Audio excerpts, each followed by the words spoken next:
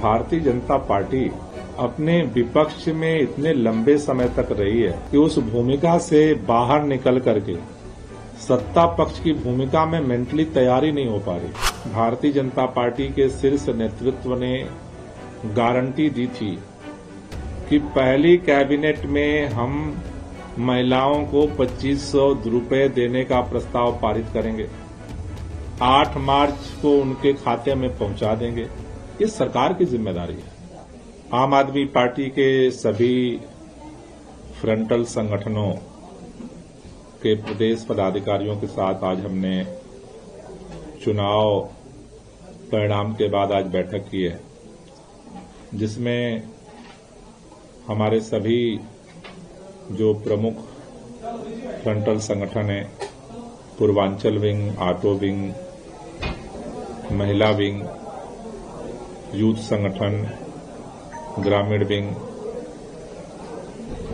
वकीलों का संगठन आरडब्ल्यूएस, माइनॉरिटी विंग, जो हमारे सभी प्रमुख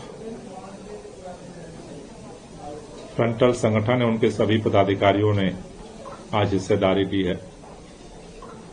हमने चुनाव के दौरान क्या क्या परिस्थितियां रही, चुनाव परिणाम हम जहां जीते या जिन विधानसभाओं में हम चुनाव हारे, उनमें मुख्य तौर पर क्या अलग अलग विधानसभाओं में कारण रहे, उसको लेकर के प्रदेश पदाधिकारियों ने आज अपनी बात रखी है। सभी प्रदेश पदाधिकारियों को अगले एक हफ्ते में जितने लोकसभा स्तर के पदाधिकारी हैं, जिला स्तर के पदाधिकारी हैं, विधानसभा स्तर के पदाधिकारी हैं, वार्ड स्तर के जो पदाधिकारी हैं फ्रंटल संगठनों की, उन लोगों की चुनाव में क्या भूमिका रही है, उसका एक संगठन का ऑडिट जो है वो पार्टी कराने जा रही है।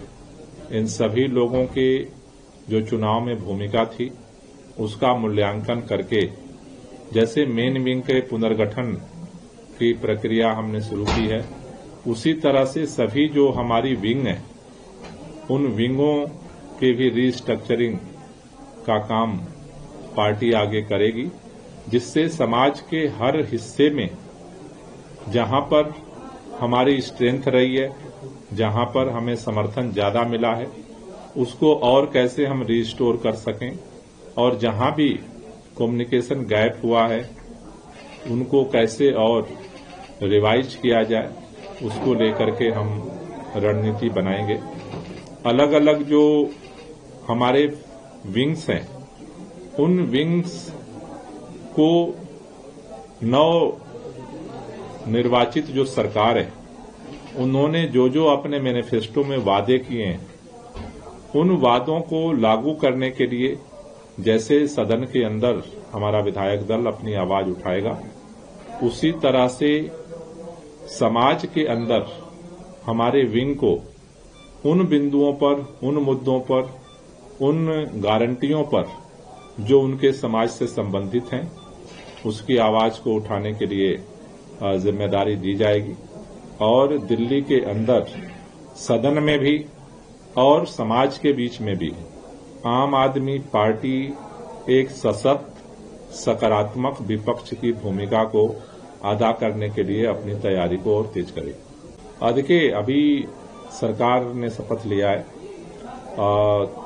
24 तारीख को सभी जो है विधायक शपथ लेंगे, और विधायकों के शपथ लेने के बाद जो है हम अपने एलओपी की भी घोषणा करेंगे।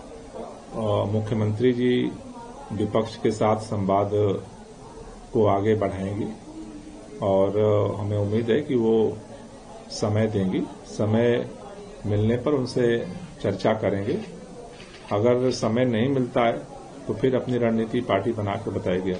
गोपाल जी, एक सवाल लेना चाहूंगा। सीएजी की 14 रिपोर्ट्स को लेकर लगातार विवाद सामने आ रहा है। आप लोगों को पहली बैठक में ये 14 रिपोर्ट्स पटल पर रखी जाएंगी और जो पिछली सरकार है उसकी कारगुजारी को उजागर किया जाएगा। आप लोगों का क्या स्टैंड है 14 रिपोर्ट को लेकर? कौन सी ये 14 रिपोर्ट है, किन विभागों की क्या है इन 14 रिपोर्ट में जिसको लेकर बीजेपी ने आरोप लगाया?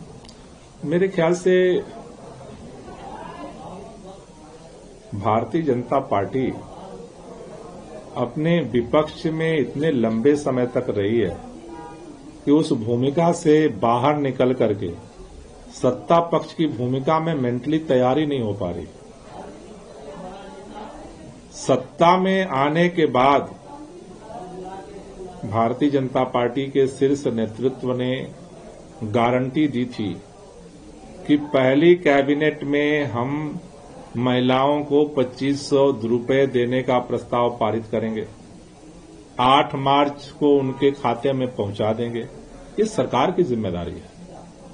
सरकार कैबिनेट की मीटिंग हो गई और उस जिम्मेदारी को पूरा करने की जगह क्या कह रही है, हम सीएजी की रिपोर्ट टेबल करेंगे और विपक्ष को उजागर कर देंगे कि उसका क्या चरित्र और चाल और चिंतन है। अरे अब तक तो यही उजागर ही कर रहे थे, अब काम करने की जिम्मेदारी भी है दिल्ली के लोगों की। हमसे जुड़े रहने के लिए हमारे YouTube चैनल को सब्सक्राइब करें और नई वीडियो की नोटिफिकेशन के लिए बेल आइकॉन को दबाएं।